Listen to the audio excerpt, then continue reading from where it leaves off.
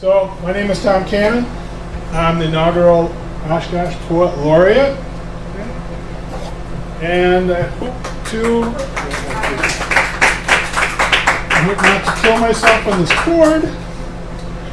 And I also hope to inspire people to immerse themselves in poetry as much as possible. Partly because that's what I'm contractually obligated to do, but also, hey Patrick, because this role in investigating poetry, because of this role, has really taught me some things about poetry. Okay? When the poems allow me to go through the photo album of my mind, and when it comes down to it, we write poems to encapsulate something we want to remember. Something important enough that we want other people to also know about. I mean, we could write an essay, but that can be too dry. And a short story is often too complex.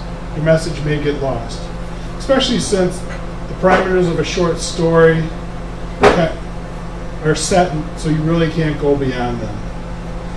A poem is looking through a photo album and then selecting one picture that really encapsulates whatever that photo album is about. And because poems are so individual, your subject matter can stay the same, but your poetry changes, especially as you age. My 80-year-old dad has a response when he doesn't remember something. He says, "That happened too soon ago." So he can tell me who he went to school with in the Little Red Schoolhouse, but he may not remember where he put the socket wrench, okay? And as I get older, there's going to be many, many things that are not too soon for me to remember. And poetry helps me remember them and savor them. My first poem tonight is Untraveled Tracks. Untraveled tracks, among the shadows, I tread spongy turf, walk with care. Take me into the windbreak beside the shed, past the steel-wheeled cultivator, plowed to a stop in the pine needles. Lead me down the path of broken branches. The shed's rain-made trough leads to the equipment graveyard. I climb the sunken feed grinder and survey the fields. Thank you. My next one is entitled Boyhood. As a boy, winter runoff was to be damned, populated with driftwood boats. Not knowing the shivery river that rushing beneath the icy ledge, I plodded, contorted the course of the exposed riverway. Even as the current yanked my one metal boat under never to be found again, I couldn't fathom the force licking the ledge, cutting its way towards me. So as you can imagine, that's a moment from my childhood. I want to remember it. Kind of want to share that moment of disappointment when my one metal boat instantly went under. Okay? So it's a poem. But also I think then going back and editing that and spending time with it, I found another message both for me and for anybody that may read it. You know, it's that kind of stands for that loss of innocence or being innocent and having a pending future ahead of you. I brought two poems, and it's kind of appropriate. Tom and I did not plan this ahead of time, but mine are also separate moments. Both of these are also a little bit of a memory. And, well, one of them is titled 90 Years Between. I was 10 when someone first called me beautiful, a cousin in the loosest sense of the word, in the nursing home after a fall on the ice, couldn't let his widowed daughter chop wood. After 90, stuff just don't heal right. His hard, gnarled hands picked me up and pulled me onto his wheelchair. On the way to a party that few get to have. What's it like to be old? I was 10, thin as a rail, amazed at the thought of living for 100 years. He smiled at me. Right now, boring. I snuggled into his arms. He stroked my face. The only thing I regret is that I'm too old to think of marrying you when you're older. I laughed. You're teasing.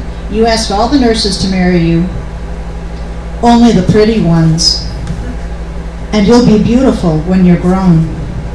I didn't think of beauty then. Mainly had skin knees. Haircuts came from bubblegum accidents. Then suddenly one day, boys looked better than frogs. Some had fine words, sweet and tempting, but I had heard them all before when flirting gained Earl and I half a box of chocolates. Young tongues had no charms compared to all the flattery that 100 years of chivalry had showed me.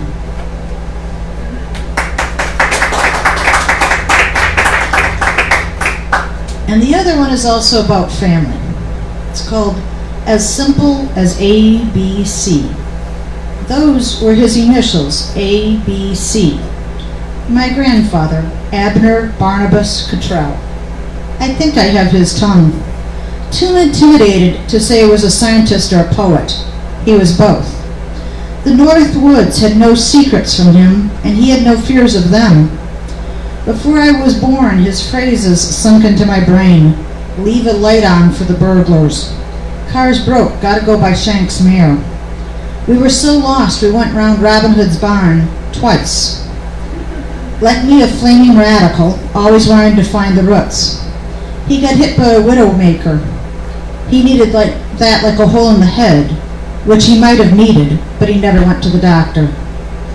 Grandma said he was more meal stubborn after that, which is a real case of hell getting hotter. In fact, that's what he died of, a case of the stubborns. He bet the swamp was frozen over. It wasn't. Mother and I say he and I are opposites. She said we would have fought like two tomcats, but I've been arguing with him since childhood. If I could convince the grandfather of my mind, I can convince anyone.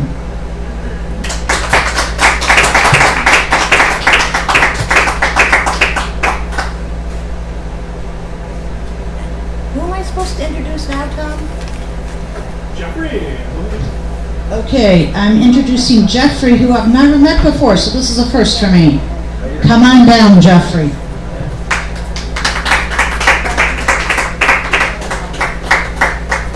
Thank you. Big name in the Fond du Lac writing. Oh, impressive. Yes, and I'm the president of the North Fond du Lac Wordsmiths, and it's my pleasure to share my humble craft tonight. If I can not trust. There we go. So I had this crazy idea at the beginning of the year that I was going to write 100 poems in the year 2021. Right now I'm on number 75, so I think I may make my goal. All right. Thank you. Very good. And like Tom, I like Tom's humility too. He says, I'm not the best poet around, but I'm really here to learn how to better my craft. So I think with each poem, hopefully I'm getting better and better. So let's start off with the first poem. It's called I Know You Feel Lost, and it was really motivated by a friend who is needy. I know you feel lost. I know you feel cheated. I know you feel alone. I know you feel defeated. What was once you is now gone, but you sing your own song. You've lost your sense of purpose, but you certainly can't be wrong. You look up into the sky and you're probably wondering why all your days turn into dark night and fail to take flight. I know you feel lost. I know you feel cheated. You've lost the real you and you feel so damn defeated. What have you got to say when you have nothing left to play and your bare arms reach out in mourning for a life so forlorning? And wasn't it you that I met before as you fell onto the floor, grasping tightly at the life that you hid behind the door? Go toward the light, my friend, and follow your heart, because this is the best and only way to make your start. Thank you. It's kind of funny how different poems are motivated. Could be by an event in the day, it could be by a relative, it could be by a situation. This one is about following the muse. It's called Follow.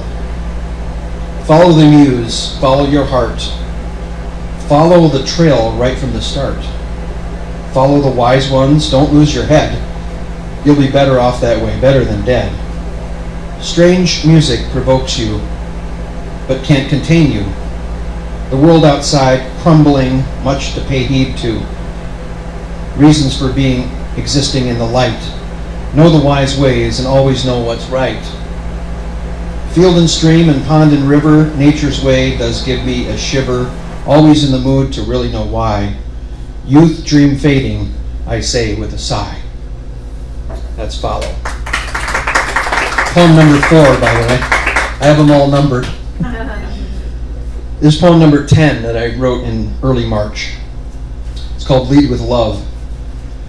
Lead with love, not hate or hesitation. Lead with the heart without reservation. Lead with the best part of yourself, with vim, vigor, and spiritual wealth. Aging prophecy, knowledge of mind. What on earth am I willing to find? Grandeur of life, planet of beauty. Survival comes with faith and duty. Lead with your mind, but focused on the love. Continual battle between the hawk and the dove. Lead with the love that is so close at hand, so that others following will understand. It's called Lead with Love.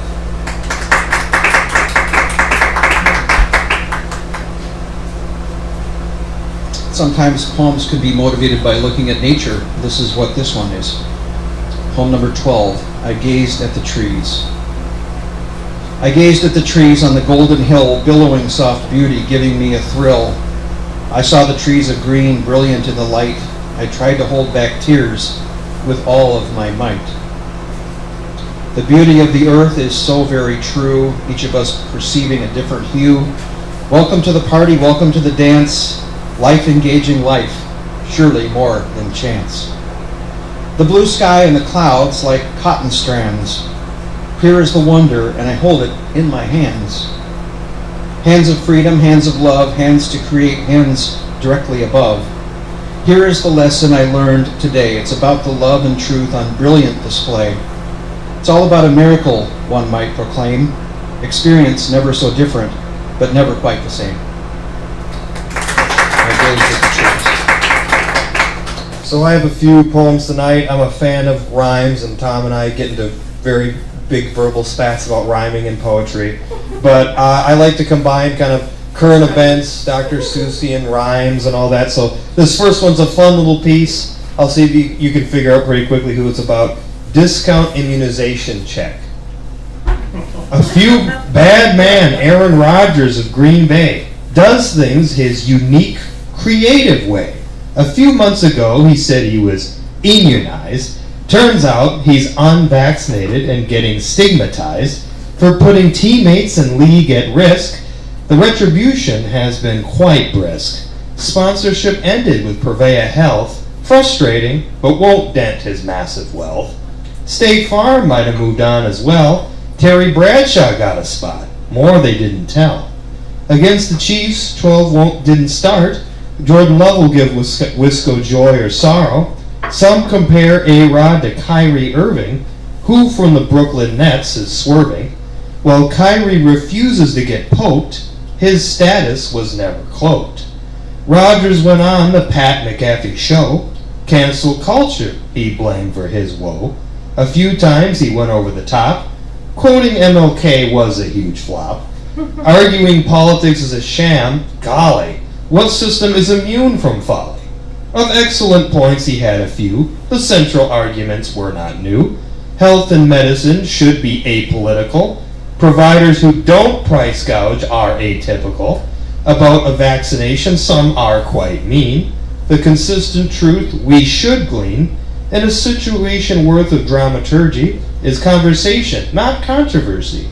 We must balance the need to protect and the urge to constantly correct with the privilege of personal choice. One or many should not be robbed of voice. That's number one. And there's another piece sort of inspired by recent economic events, or sort of kind of what I've gone through in this entering the job market and studying some history. So it's entitled Depression, Recession, Resignation. Homes drowned in sobs as 15 million lost jobs. Before founders exhaled, 20% of banks failed. Countries ceased to trade. People cried out for aid. After engineer lost to patrician, the New Deal made its audition. Not quite 80 years later, a recession could have been greater. 9 million lost jobs, just as loud their sobs. 10 million homes foreclosed, housing sector decomposed.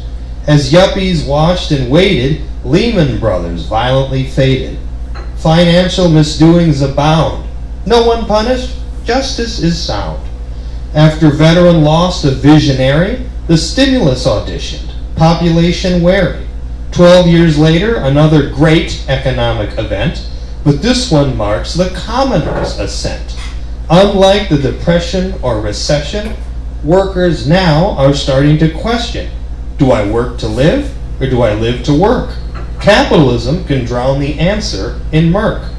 Up to 40% might change their occupation in this third round called the Great Resignation. The pandemic retaught us life is short. To lame, low-paying jobs, do not contort.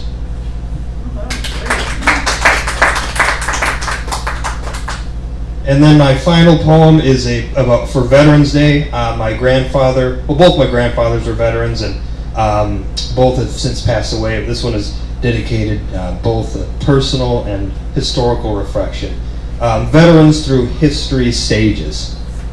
Through all history stages, battle scenes play out.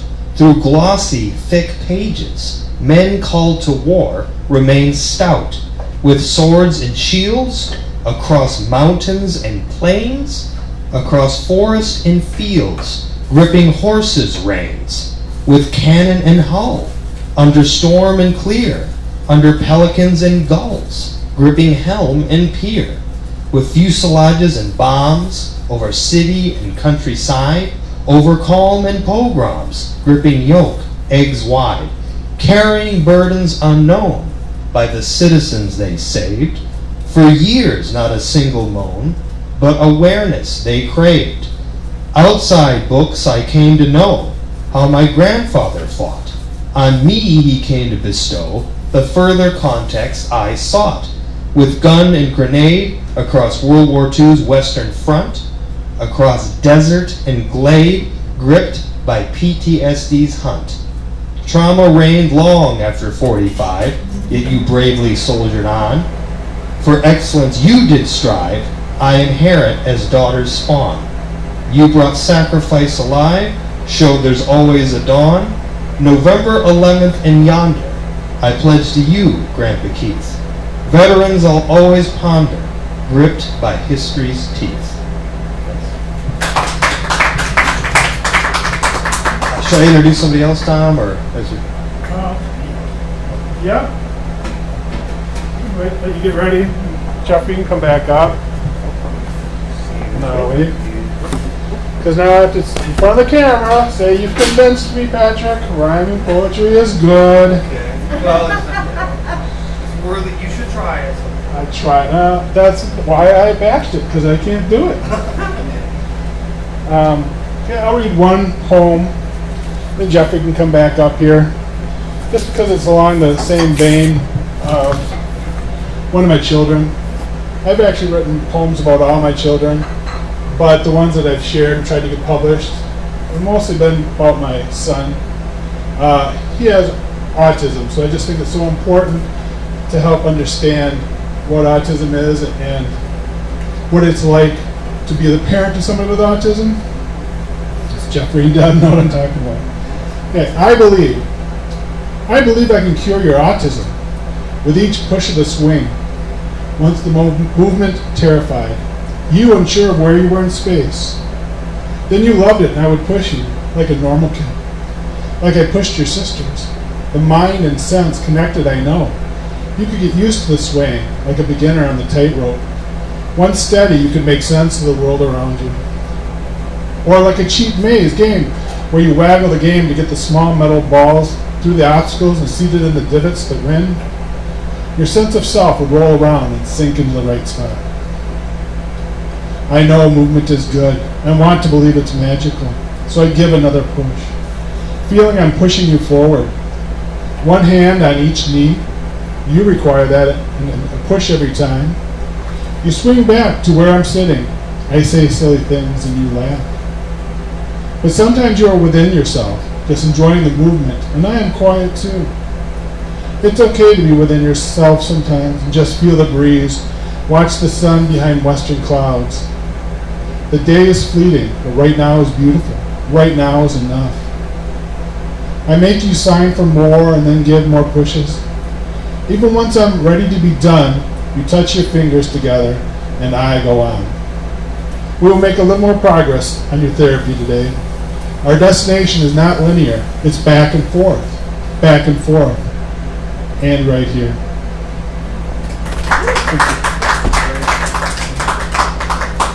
You ready, Jeffrey? I'm ready. All right. Well, he's coming up. I made this poster, so I'm going to show it. Showing the Lake Fly, Poet Laureate, and the Oshkosh Author Showcase. Jeffrey actually, it's a YouTube channel. We interview writers, and we actually interviewed Jeffrey. Yes. That was a great interview. Yes, it was. Thank you very much, Tom. All right, I've got a couple more to share. And then a brand new one I wrote about Thanksgiving just 2 days ago. So that may be shared at the McAndrew table for Thanksgiving. But first, here's a couple more. Here's poem 19. What is this life? What is this life that I hold in my hand? It allows me to fall or make a stand. What is this life that helps me see the real you and the real me? What is this air that I breathe? The moment vulnerable to seize. What allows me to interact, to add rather than subtract? What makes it fun to do certain things, goof around or pursue solemn searchings?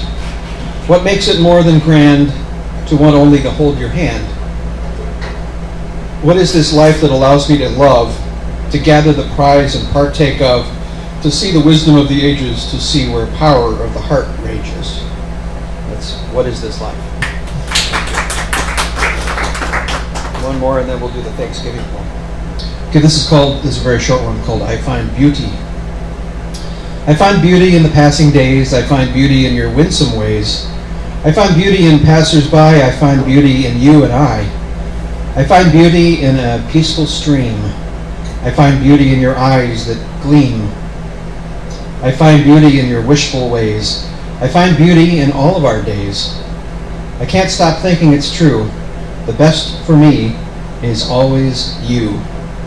Poem 17. I'm motivated by the gal sitting in the back. A little bit. I'm embarrassing her. All right. Okay, and then I promised a Thanksgiving poem. Let's see if I can find it quick.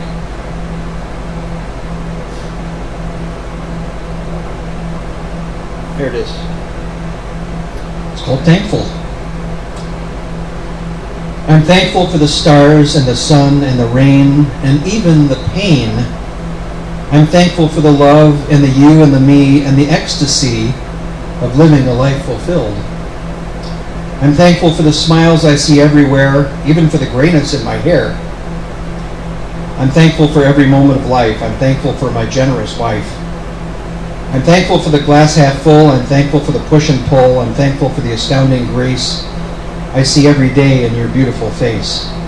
I'm thankful for the coming together and the unity and the pieces that go together so beautifully. I'm in love with beauty and truth, getting older but looking back at youth. How we live the rest of our days, it seems, would depend on the power of our dreams. And if we can't fix things today, our love will be led completely astray.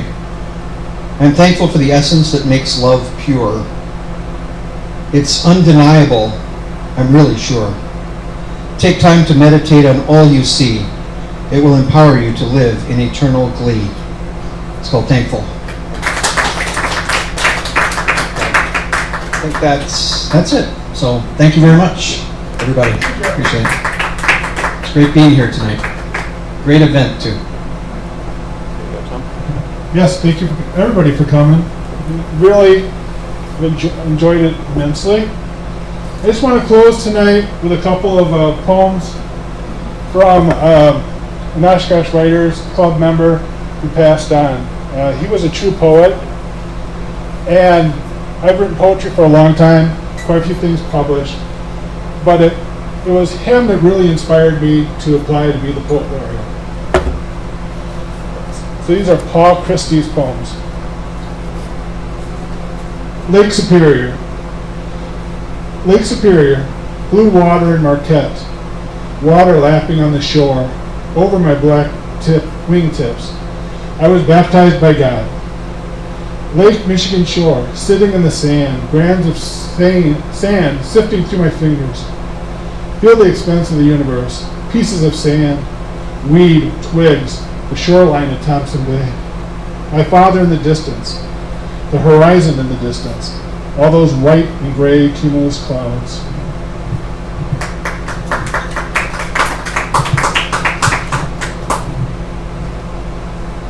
And I guess the last one of his I'll read tonight. The Journey of Life. The journey of life, broken stars fade, on earth we live. Those eyes, those children's eyes, these hazel eyes of mine. Resting eyes, sleeping, weeping eyes. Eyes in heaven, those eyes. In the city at night, then the lights wink on and off like blinking eyes. Around stone buildings, stairs, eyes of rats and roaches, a graffiti of eyes, ugly graffiti. God, what are we as we populate the earth and I the universe? Read his poems all night, but I won't. All right, thank you for coming. Thank you for watching. All right. Good.